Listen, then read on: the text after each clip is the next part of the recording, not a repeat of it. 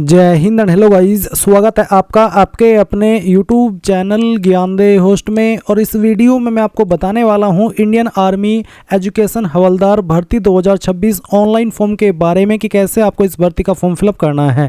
Guys मैं आपको बता दूं कि इंडियन आर्मी ने आपके अग्निवीर के नर्सिंग असिस्टेंट के जो फॉर्म है वो स्टार्ट कर दिए हैं और आप जो अपना फॉर्म भर पाएंगे वो आप लोग 13 फरवरी 2026 से लेकर के 1 अप्रैल 2026 तक भर पाएंगे। इसमें गाइस आर्मी अग्निवीर के अंदर तो जो आपकी ट्रेड्समैन कलर की वैकेंसी आती है वो आती है, जहां पर 4 साल की सेवा देने का मौका मिलता है। बट जो आपकी नर्सिंग असिस्टेंट की वैकेंसी है, साथ ही साथ जो आपकी एजुकेशन हवलदार की वैकेंसी है, ये अभी भी आपकी परमानेंट है, यानी कि इसको अग्निपथ स्कीम के अंदर नहीं रखा है। इसमें जब आप पहले 4 साल की वैकेंसी आने से पहले, ये स्कीम आने से पहले अप्लाई करते थे और उस वक्त आपको 15 साल की सेवा देने का मौका मिलता था। अभी भी यहाँ पर इसमें आप 15 साल की सेवा देते हैं, इसको अग्निपथ की स्कीम के अंदर नहीं रखा गया, यानी कि ये परमानेंट वैकेंसी है। तो इस वीडियो के अंदर आपको मेनली बताया जाएगा कि कैसे आपको एजुकेशन हवलदार की पोस्ट पर अप्लाई करना है। अगर आप इस पोस्ट पर अप्लाई करना चाहते हैं तो वीडियो को आपको पूरा देखना है। चलिए शुरू करते हैं। अगर आपने अभी तक वीडियो को लाइक शेयर नहीं किया हो तो कर देना और चैनल को सब्सक्राइब कर लेना। फिर जो लिंक मैंने आपको इस वीडियो को डिस्क्रिप्शन में दिया, आप ओपन करेंगे। इसको ओपन करने के बाद आपके सामने यहाँ पर फीस की डिटेल आएगी। मैं आपको बता दूँ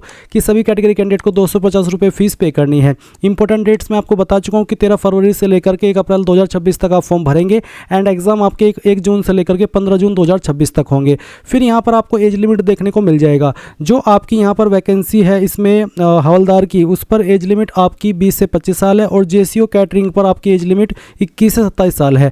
फिर आपको थोड़ा सा नीचे आएंगे तो देखेंगे कि हवलदार एजुकेशन पर अप्लाई करने के लिए आपसे आईटी या फिर साइबर, जिसमें कि आप देख सकते हैं बैचलर मास्टर डिग्री विद 50% के साथ में, यानी कि आपके पास जो क्वालिफिकेशन है इनमें से कोई एक होनी चाहिए जो यहाँ पर मेंशन की गई है, जो कि 50% के साथ में आपने पास की हो। इसके अलावा अगर आप इंफॉर्मेशन ऑपरेशन पर अप्लाई करेंगे तो आपके पास बैचलर या मास्टर डिग्री 50% के साथ में पास होनी चाहिए, इनमें से किसी भी डिसिप्लिन में जो यहाँ पर मेंशन किए गए हैं। एंड यहाँ पर आप ऑफिशियल वेबसाइट पर भी देख सकते हैं। आपको यहाँ पर भी हवलदार आईटी साइबर पर अप्लाई करने के लिए क्या क्वालिफिकेशन चाहिए उसकी इन्फॉर्मेशन दी गई है। हवलदार लिंग्विस्ट पर अप्लाई करने के लिए क्या क्वालिफिकेशन चाहिए वो भी आप यहाँ पर देख सकते हैं। आपको यहाँ पर अप्लाई का लिंक एक्टिवेट भी दिख रहा है। अगर आपको अभी आपके सामने अप्लाई का लिंक एक्टिवेट नहीं दिख रहा तो गाइज मैं आपको बता दूँ कि जब अप्लाई लिंक एक्टिवेट होता है तो जिस डेट में लिंक एक्टिवेट होता है उसमें सभी का एक साथ में नहीं होता है, किसी का शाम में जा करके होता है, किसी का नेक्स्ट डेट जा करके होता है। अगर आप इस वीडियो को कुछ दिन के बाद वॉच कर रहे हो 13 फरवरी के, तो गाइज मे बी आपको यहाँ पर ये कोई इशू देखने को नहीं मिलेगा। आपके सामने अप्लाई का लिंक आएगा। अगर एप्लीकेशन नोट ओपन आ रहा है तो थोड़ा सा वेट आपको कर लेना है, आपको चिंता नहीं करने की कोई आवश्यकता नहीं है। लिंक आपका ऑफिशियली आ चुका है और एक्टिवेट भी हो ही जाएगा, क्योंकि जो फॉर्म है वो आपके सभी वैकेंसी के एक साथ में ही भरे जाते हैं। तो ये चीज़ आपको क्लियर हो गई। अब अगर आप इसमें अप्लाई करने के लिए एलिजिबल है तो गाइज आप यहाँ पर इंपॉर्टेंट लिंक के सेक्शन में आएंगे और अप्लाइंग ऑनलाइन लिंक ओपन करेंगे। आपके सामने वाला इंटरफेस आएगा जैसे कि आप वीडियो में देख सकते हैं। अभी आप आपकी जो स्टेट है वो सिलेक्ट कर लेंगे। उसके बाद में आपकी जो डिस्ट्रिक्ट है वो आपको सिलेक्ट करनी है। ये सिलेक्ट करने के बाद में गाइज अब आप आपकी जो डिस्ट्रिक्ट है वो सिलेक्ट कर लेंगे। डिस्ट्रिक्ट के बाद में आपको आपकी तहसील सेलेक्ट कर लेनी है। फिर तहसील के बाद में आपकी जो भी हाइट है वो आपको सेंटीमीटर के अंदर सेलेक्ट करनी होगी। फिर आती है डेट ऑफ बर्थ। तो आप यहाँ पर कैलेंडर के ऊपर क्लिक करेंगे और जो भी आपकी डेट ऑफ बर्थ है वो आप सेलेक्ट कर लेंगे। पहले ईयर, फिर आपका मंथ और उसके बाद में डे, तो आपकी डेट ऑफ बर्थ आ जाएगी। क्वालिफिकेशन कोर्स, तो आपने कौन सी क्वालिफिकेशन की है, जैसे कि जो पोस्ट पर मैं अभी आपको अप्लाई करके दिखाने वाला हूँ या फिर जो भी जिस पोस्ट पर आप अप्लाई कर रहे हैं आपको पता है कि क्या क्वालिफिकेशन चाहिए, तो क्या है आपके पास ग्रेजुएशन या फिर पोस्ट ग्रेजुएशन, जो भी है वो आप सेलेक्ट कर लीजिए। मान लीजिए आपके पास ग्रेजुएशन है तो आपने ग्रेजुएशन सेलेक्ट कर लिया। फिर आपको आपका जेंडर सेलेक्ट कर लेना है, मेल या फीमेल जो भी है। और जो आपकी क्वालिफिकेशन आपने सेलेक्ट की है ये आप अपीयरिंग यानी कि अभी कर रहे हैं या फिर पास कर चुके हैं वो आपको बताना है टिक करके।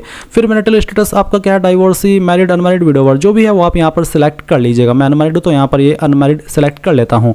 इसके बाद नीचे की तरफ आएंगे और फिर यहाँ पर कुछ और स्पेशल कैटेगरी दी गई है, जैसे कि नॉन डिस्पेंसन कैटेगरी। अगर आपकी इनमें से कोई स्पेशल कैटेगरी नहीं है तो आप नॉन डिस्पेंसन कैटेगरी सेलेक्ट कर लेंगे। अगर आप स्पोर्ट्स पर्सन है, relation with army personnel, tribals of recognised tribal areas, Gorkha, तो आप वो सेलेक्ट कर लीजिएगा। तो मैंने सेलेक्ट कर लिया। अब आप चेक एलिजिबिलिटी इसके ऊपर क्लिक करेंगे।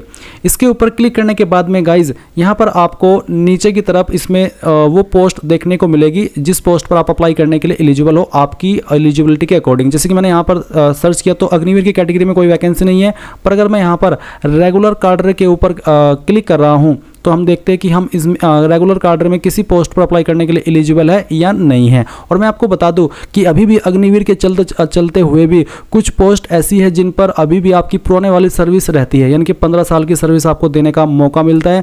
और अग्निवीर का तो आपको पता है कि 4 साल की हो गई है। तो अभी ये जो रेगुलर कार्डर के ऊपर मैंने क्लिक किया, इसमें देख सकते हैं मैं जेसीओ कैटरिंग इस पोस्ट पर अप्लाई करने के लिए एलिजिबल हूँ।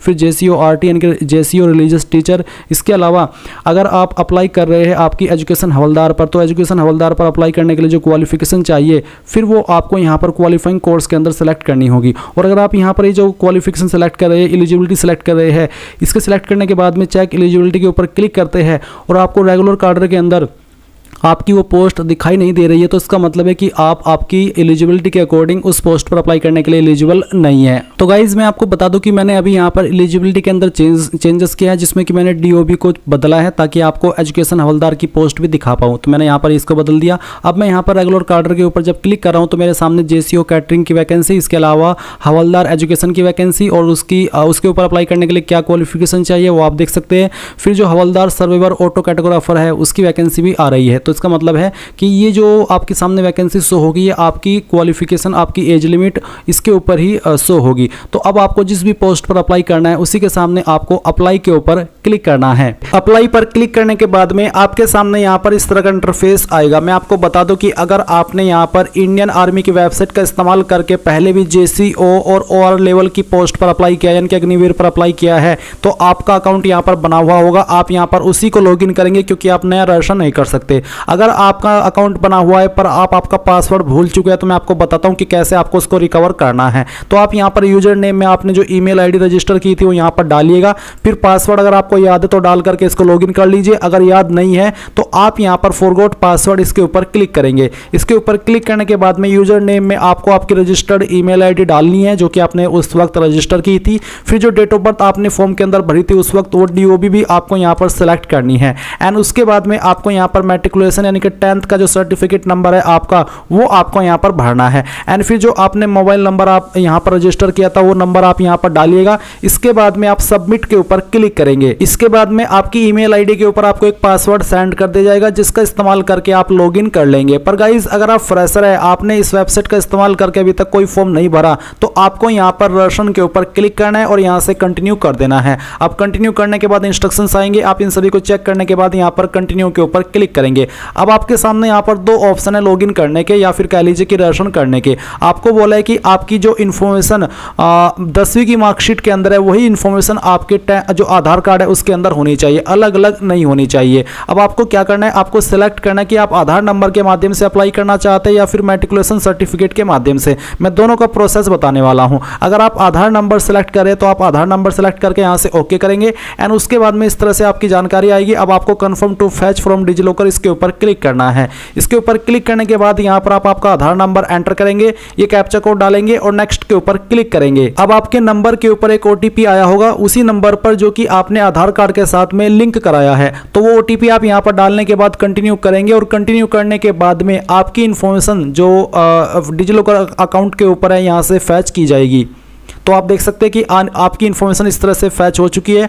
आप यहां पर आपका जो डोमिसाइल स्टेट है अब वो सिलेक्ट कर लेंगे, जिस भी स्टेट के आप निवासी है। आपका आधार नंबर आपको यहां पर फिर से एंटर करना है। कैंडिडेट का नेम यहां पर फैच कर लिया गया है, वही जो कि आधार कार्ड के अंदर दिया गया है। इसके बाद में आपको यहां पर पूछेगी क्या आपका नाम आधार कार्ड के अंदर और 10th के सर्टिफिकेट के अंदर सेम है। अगर हाँ तो यस, अगर आप नो करेंगे तो फिर आपको यहां पर यह बोला जाएगा कि आप आधार कार्ड के अंदर भी वही नाम करवाइए जो कि आपका 10th के सर्टिफिकेट के अंदर है। इसके बाद में आपको यहां पर आपके फादर का नाम देखने को मिलेगा जो कि आधार कार्ड के अंदर है और फिर आप यहां पर नीचे आपके फादर का नाम लिखेंगे वही जो कि आधार कार्ड के अंदर है और सेम नाम आपका 10th के सर्टिफिकेट के अंदर भी होना चाहिए। इसके बाद आप यहां पर मदर का नेम एंटर करेंगे। डीओबी भी आपकी यहां पर फैच कर ली गई है और फिर आपके सामने यही सवाल है कि क्या आपकी डीओबी यहां पर जो दी गई है वो आपके 10th के सर्टिफिकेट के अंदर भी है। अगर हाँ तो आप यस कर दीजिए। फिर आप आपकी ईमेल आईडी एंटर करेंगे जो कि आप रजिस्टर करना चाहते हैं। आपका मोबाइल नंबर डालेंगे एंड देन ये कैप्चा कोड फिल करेंगे और उसके बाद में आप यहाँ पर सभी जानकारी चेक करते हुए सबमिट पर क्लिक करेंगे। सबमिट पर क्लिक करने के बाद में जो आगे का प्रोसेस आएगा वो बताने से पहले मैं उन कैंडिडेट के बारे में बात करना चाहूंगा जो कि डिजिलॉकर के माध्यम से नहीं बल्कि मैट्रिकुलेशन सर्टिफिकेट के माध्यम से इसमें रजिस्ट्रेशन कर रहे हैं। तो उनको कैसे कहां पर क्या जानकारी भरनी है वो प्रोसेस भी आप जान लीजिए। तो गाइज आप यहां पर जब आधार नंबर सिलेक्ट किए थे, यहीं पर अगर आपके पास आधार नंबर नहीं है आप मैट्रिकुलेशन सर्टिफिकेट सिलेक्ट करेंगे। ये सिलेक्ट करने के बाद आप confirm to fetch from DigiLocker इसके ऊपर क्लिक करेंगे एंड देन फिर यहां पर आपको आपका बोर्ड सेलेक्ट करना है। जो भी आपका बोर्ड है 10th का वो आप यहां पर सेलेक्ट कर लीजिए। 10th का रोल नंबर क्या है वो आपको यहां पर एंटर करना है। फिर किस ईयर के अंदर आपने आपकी 10वीं पास की थी वो ईयर आपको सेलेक्ट कर लेना है। फुल नेम आपका आपके 10th के सर्टिफिकेट के अंदर क्या है वो आपको यहां पर लिखना है। आपकी ईमेल आईडी आपको यहां पर देनी है जो कि आप रजिस्टर करना चाहते हैं। आपका मोबाइल नंबर देना है जो कि आप रजिस्टर करना चाहते हैं एंड देन फिर आप फाइंड के ऊपर क्लिक करेंगे। इसके बाद में आपकी जानकारी यहां पर फैच कर ली जाएगी और आपके सामने यहां पर रजिस्ट्रेशन का जो पेज है वो आ चुका है। तो आप यहां पर पहले आपकी स्टेट सेलेक्ट करेंगे, जिस स्टेट के आप स्थायी निवासी है एंड बोर्ड का नाम यहां पर आपके दिया है, रोल नंबर दिया है, ईयर ऑफ एग्जाम दिया है, कैंडिडेट का नेम जो मैट्रिकुलेशन सर्टिफिकेट के अंदर है वो यहां पर आपको देखने को मिलेगा। फिर यहां पर आपको कैंडिडेट का फादर नेम लिखना है और फिर मदर नेम लिखना है और ध्यान दीजिए कि जो आप फादर नेम दे रहे हैं मदर नेम दे रहे हैं यही नाम आपका 10th के सर्टिफिकेट के अकॉर्डिंग आधार कार्ड में भी होना चाहिए। एंड फिर आप यहां पर आपका ईमेल एड्रेस एंटर कीजिएगा, आपका मोबाइल नंबर डालिए जो कि आप रजिस्टर करना चाहते हैं, यहां पर टिक कीजिए एंड ये कैप्चा कोड डालने के बाद में सबमिट के ऊपर क्लिक कीजिए। अब जो आगे का प्रोसेस है वो दोनों के सामने सेम आएगा, चाहे आप आधार कार्ड के नंबर से इसमें रजिस्ट्रेशन कर रहे हैं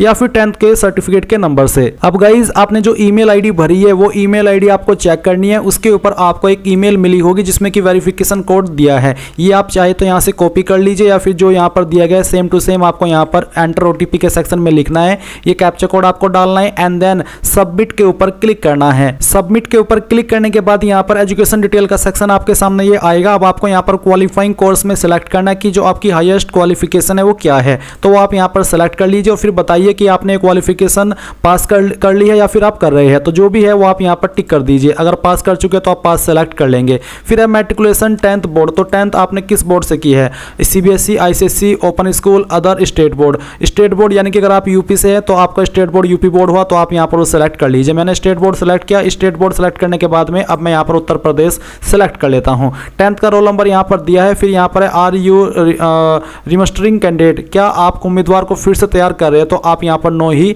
रहने दीजिए। इसके बाद में गाइज आप यहां पर थोड़ा ऊपर आएंगे और आपको कुछ और जानकारी यहां पर भरनी है, जैसे कि जेंडर आपका यहां पर आपको सेलेक्ट कर लेना है और यहां से ओके करना है। इसके बाद यहां पर आप देखेंगे मैरिटल स्टेटस, तो आप इसको फिर से सेलेक्ट कर लीजिए, अनमैरिड जो भी आपका स्टेटस है बेसिकली वही। फिर आपकी हाइट कितनी है वो आपको यहां पर सेंटीमीटर के अंदर सेलेक्ट कर लेनी है। ये सिलेक्ट करने के बाद में आप यहां पर इस तरफ आएंगे राइट साइड में और यहां पर आपको कुछ जानकारी दी गई और कुछ जानकारी आपको यहां पर भरनी है, जैसे कि आपकी डिस्ट्रिक्ट कौन सी है वो डिस्ट्रिक्ट आप यहां पर सेलेक्ट कर लेंगे एंड देन आपकी तहसील कौन सी है वो तहसील भी आपको सेलेक्ट कर लेनी है। इसके बाद आप यहां पर पासवर्ड रिक्वायरमेंट के सेक्शन में आएंगे और आपको यहां पर एक पासवर्ड बनाना है। पासवर्ड आपका कैसा, उसका एक एग्जांपल मैं आपको देकर के दिखाता हूं। आपके पासवर्ड के अंदर इंग्लिश का कैपिटल लेटर कम से कम एक, स्मॉल लेटर कम से कम एक, ज्यादा कितनी भी रख सकते हैं, कोई स्पेशल कैरेक्टर और साथ ही आपको डिजिट का इस्तेमाल करना है। तो कुछ इस तरह का पासवर्ड आप यहां पर बना लीजिए एंड फिर उसको दोबारा डाल करके वेरीफाई कर दीजिए और फिर ये कैप्चा कोड फिल कीजिए एंड सभी जानकारी को चेक करते हुए आप यहां पर सेव के ऊपर क्लिक कीजिए। अब आप यहां पर देख सकते हैं you are now registered with the join Indian army website, तो आप गो टू होम के ऊपर क्लिक करें। इसके ऊपर क्लिक करने के बाद आप देख सकते हैं रजिस्टर्ड सक्सेसफुली।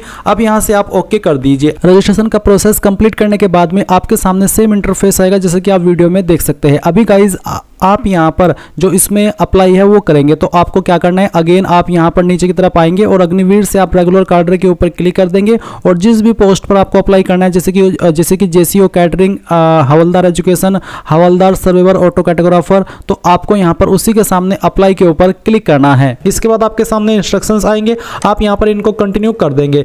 कंटिन्यू करने के बाद में यहां पर आपकी कुछ इन्फॉर्मेशन दी गई है जो कि अभी आपने रजिस्ट्रेशन के वक्त भरी है और कुछ इन्फॉर्मेशन अभी आपको यहां पर अपनी देनी है। जैसे कि यहाँ पर गाइज आपको देखने को मिलेगा आपका रिलीजन, तो जो भी आपका रिलीजन है इसमें से वो आपको सिलेक्ट कर लेना है। क्लास आपकी यहाँ पर इनमें से कौन सी है वो आप यहाँ पर सिलेक्ट कर लेंगे, तो जो भी है आपकी यहाँ पर क्लास वो आप सिलेक्ट कीजिए। सिलेक्ट करने के बाद में इस तरह पे आपका फोटो और यहाँ पर है साइन, तो आपका जो फोटो है इसका साइज आपका 5 से 20 KB के बीच में रहना चाहिए। तो चूज फाइल के ऊपर क्लिक करें, जहाँ पर भी आपका फोटो फाइल है वो आपको सिलेक्ट करना है और यहाँ से ओपन कर लेना है। ओपन करने के बाद में आपका फोटो इस तरह से आ जाएगा। फिर आपको यहाँ पर आपको जो सिग्नेचर सिग्नेचर है वो अपलोड करना है। तो आपको यहाँ पर इसका साइज 5 से 10 KB के बीच में बोला है। तो आप चूज फाइल के ऊपर क्लिक करेंगे, जहाँ पर भी आपका साइन का फाइल है वो आपको सिलेक्ट करना है और यहाँ से ओपन कर लेना है। तो चलिए हम यहाँ से इसको ओपन कर लेते हैं। तो आपका यहाँ पर साइन आ चुका है। इसके बाद यहाँ पर आपको यहाँ कुछ जानकारी दी गई है, ये जानकारी वेरीफाई करेंगे और सेव एंड कंटिन्यू पर क्लिक करेंगे। इसके बाद में आपके सामने आती है कम्युनिकेशन डिटेल यानी कि एड्रेस की जानकारी। तो एक तरफ है आपका परमानेंट एड्रेस और दूसरी तरफ है कोरेस्पोंडेंस यानी कि प्रेजेंट एड्रेस। तो जो भी आपका परमानेंट एड्रेस है वो आपको फिल करना है, जैसे कि हाउस नंबर। एड्रेस के सेक्शन में जो भी आपका एड्रेस है आपकी आईडी के अकॉर्डिंग वो आप यहाँ पर पूरा लिख देंगे। फिर यहाँ पर विलेज के अंदर आपके गांव का नाम देंगे, सिटी टाउन का नाम यहाँ पर देंगे जो भी है, सिटी या फिर नगर। इसके बाद में स्टेट आपकी यहाँ पर दी गई है, डिस्ट्रिक्ट दी गई है, तहसील दी गई है। अब आपको आपके ब्लॉक या फिर लोकेलिटी जो भी है उसका नाम आपको यहाँ पर एंटर करना है। फिर आपका जो पिन कोड है वो आप यहाँ पर एंटर करेंगे। आपका नज़दीकी पुलिस स्टेशन कौन सा है उसका नाम आपको यहाँ पर लिखना है। आपका डाकघर कौन सा है नज़दीकी वो आप यहाँ पर लिख देंगे। एंड जो टेलीग्राम ऑफिस अगर कोई है तो आप दे देंगे, नहीं तो आप इसको खाली छोड़ सकते हैं। फिर इस तरह पे आपका कोरेस्पोंडेंस एड्रेस। तो अगर आपका परमानेंट और प्रेजेंट एड्रेस सेम है तो आप यहाँ पर टिक कर देंगे, अगर अलग है तो अनटिक करके अलग से अपना प्रेजेंट एड्रेस फिल कर दीजिएगा, ऐसे ही जैसे कि अभी आपने परमानेंट एड्रेस फिल किया है। एंड इसके बाद आप सेव एंड कंटिन्यू पर क्लिक करेंगे। अब गाइज ये जो आगे की जानकारी है मैं आपको एक अन्य वीडियो से डेमो के लिए बता रहा हूं, क्योंकि मैं इस पोस्ट पर एलिजिबल नहीं हूं एज के अकॉर्डिंग अप्लाई करने के लिए, और मैं आपको यहां पर एक अन्य वीडियो से जानकारी इसलिए बता पा रहा हूं ताकि आपसे कोई भी प्रॉब्लम इस फॉर्म को भरने में न हो, क्योंकि इसके पहले का प्रोसेस सभी वैकेंसी का सेम होता है, बट जो अलग होता है वो आपका मिससेलेनियस डिटेल और एजुकेशन डिटेल का होता है। इसलिए ये जानकारी आपको यहाँ से दी जा रही है। अगर आपको फिर भी कोई प्रॉब्लम या डाउट लगे तो आप कमेंट के माध्यम से पूछ लीजिएगा। तो बेसिकली जैसे आप एड्रेस की इन्फॉर्मेशन सेव करके आगे बढ़ेंगे तो यहाँ पर आपके सामने मिससेलेनियस डिटेल का ऑप्शन आ जाएगा, जहाँ पर आपसे पूछा है कैटेगरी, जैसे कि यहाँ पर जनरल रैली, तो आप यहाँ पर सामान्य रैली में ही इसको रहने दें। फिर यहाँ पर आता है स्पोर्ट। अगर आप यहाँ पर एक स्पोर्ट्स पर्सन है तो आपको यस करना होगा, नहीं तो आप यहाँ पर नो के ऊपर ही रहने देंगे। देन यहाँ पर आपके सामने नीचे आता है एनसीसी। तो अगर आपके पास एनसीसी है तो आपको यस करना है, नहीं तो आप नो करेंगे। अगर आप यस करते तो फिर आपको बताना कि आपके पास एनसीसी का कौन सा सर्टिफिकेट है। देन आती है हाईएस्ट क्वालिफिकेशन। तो जिस पोस्ट पर आप अप्लाई करें इस पर ग्रेजुएशन चाहिए कम से कम, तो आप यहाँ पर जो आपकी हाईएस्ट क्वालिफिकेशन है ग्रेजुएशन वो सिलेक्ट कर लेंगे। एंड इसके बाद आप यहाँ पर सेव एंड कंटिन्यू पर क्लिक करेंगे। सेव एंड कंटिन्यू पर क्लिक करने के बाद यहाँ पर आती है आपके सामने एजुकेशन डिटेल। तो पहले तो आपको इसके ऊपर टिक करना है। टिक करने के बाद यहाँ पर आता है क्वालिफाइंग कोर्स। तो आपको यहाँ पर सिलेक्ट के ऊपर क्लिक करके जो भी आपकी क्वालिफिकेशन है, जैसे कि BA with mathematics, BSc with mathematics, BTech and 12th class physics chemistry mathematics as main subject, ये तो आपके पास होनी ही चाहिए। तो जो भी आपकी क्वालिफिकेशन है वो आपको सिलेक्ट करनी है। पहले आप यहाँ पर जो आपकी 12th क्लास है फिजिक्स केमिस्ट्री एंड मैथमेटिक्स ये सिलेक्ट कर लेंगे। फिर आपने जो आपकी 12th है वो आपने किस बोर्ड से की है वो बोर्ड आप सिलेक्ट कर लेंगे। अगर आपका स्टेट बोर्ड है तो आप स्टेट बोर्ड सिलेक्ट कर लीजिएगा, अगर अन्य है तो वो भी आप सिलेक्ट कर सकते हैं। किस साल के अंदर आपने 12th पास की है वो साल आपको सिलेक्ट करना है। आपका 12th का रोल नंबर एंटर करना है एंड जो आपका सर्टिफिकेट नंबर है 12th का वो भी आप यहां पर डाल देंगे। देन आपको ऐड पर क्लिक करना होगा। ऐड पर क्लिक करने के बाद ये जानकारी आपको नीचे की तरफ दिख जाएगी, जो कि बेसिकली सेव हो जाएगी। फिर आपको यहां पर आपकी जो ग्रेजुएशन की क्वालिफिकेशन है, जैसे कि BA with mathematics, BSc with mathematics, ये वाली क्वालिफिकेशन सेलेक्ट करनी है। इसके बाद गाइज आपको यहाँ पर बताना है कि आपने किस एजुकेशन या फिर यूनिवर्सिटी से किया। जैसे कि यहाँ पर आपको स्टेट यूनिवर्सिटी, सेंट्रल यूनिवर्सिटी ये ऑप्शन देखने को मिल रही है, तो जिससे भी किया वही आप सेलेक्ट करिएगा। फिर आपको ईयर ऑफ पासिंग यहाँ पर सेलेक्ट करना है। आपका जो फाइनल ईयर का रोल नंबर है वो एंटर करना है एंड जो आपका सर्टिफिकेट नंबर है वो भी आपको यहाँ पर डाल देना है। देन गाइज आपके सामने यहाँ पर जैसे आप ऐड के ऊपर क्लिक करेंगे जानकारी आ जाएगी। नीचे आपकी 12th की और ऊपर है आपकी जो क्वालिफाइंग एजुकेशन है वो। तो यहाँ पर नीचे आपको 12th की इन्फॉर्मेशन पहले एंटर करनी है। जैसे कि केमिस्ट्री के अंदर आपके कितने नंबर आए थे वो आपको यहाँ पर एंटर करना है। फिर आप ऐड न्यू रो के ऊपर क्लिक करके यहाँ पर आपका जो सेकंड सब्जेक्ट है उसके जो नंबर प्राप्त हुए थे वो भरेंगे और कितने में से आए थे वो आप आउट ऑफ मार्क्स के अंदर एंटर करेंगे। एंड फिर आप फिजिक्स की जो आपके नंबर है वो आप देंगे। इसके बाद यहाँ पर if subject is not in the list तो फिर आपको यूज अदर यानी कि अदर का ऑप्शन आपको यूज करना होगा।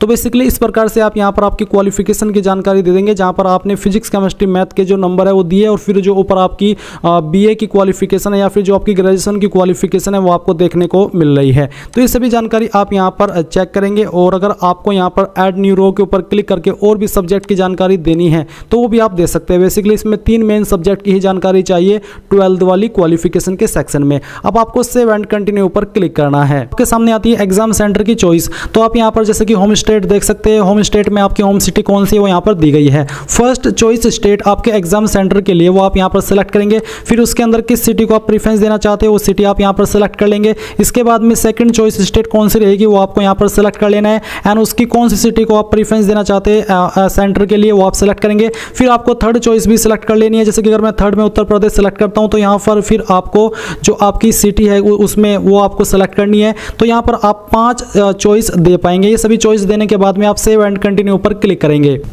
नाउ गाइज आपके सामने आपके फॉर्म का प्रीव्यू आ चुका है। आपने जितनी भी जानकारी भरी है आप इन सभी जानकारी को यहाँ पर वेरीफाई करेंगे और वेरीफाई करने के बाद में अगर आप कोई भी जानकारी एडिट करना चाहते तो आप एडिट के ऊपर क्लिक करके एडिट कर लेंगे। कैंसिल करना चाहते हैं फॉर्म को यहाँ से तो कैंसिल भी कर सकते हैं, नहीं तो आपको यहाँ पर पे के ऊपर क्लिक करना है। पे के ऊपर क्लिक करने के बाद में आपको पेमेंट के पेज पर ट्रांसफर किया जाएगा। आप जिस भी माध्यम से चाहे उसका इस्तेमाल करके अपनी एप्लीकेशन फीस जमा कर पाएंगे। एंड यहाँ पर आपको ये बोला कि ऑनलाइन CEE के आपका जो ऑनलाइन एग्जाम का एडमिट कार्ड है वो अवेलेबल होगा 10 से 14 दिन पहले जो भी आपकी एग्जाम डेट है उसके। तो गाइज इस प्रकार से आप लोग इस फॉर्म को भर पाएंगे। आई होप ये प्रोसेस आपको पसंद आया हो।